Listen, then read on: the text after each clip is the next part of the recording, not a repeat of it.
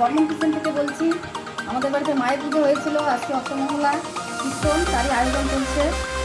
একটু পরে কীর্তনের দল আসবে, তাই আমরা এগুলো রেডি করে নিচ্ছি। এই আমার ছোটো বোন, ওরও একটা চ্যানেল আছে, মিতালি ডেইলি ব্লগ, ওর চ্যানেলটিকেও আপনারা ফলো করবেন।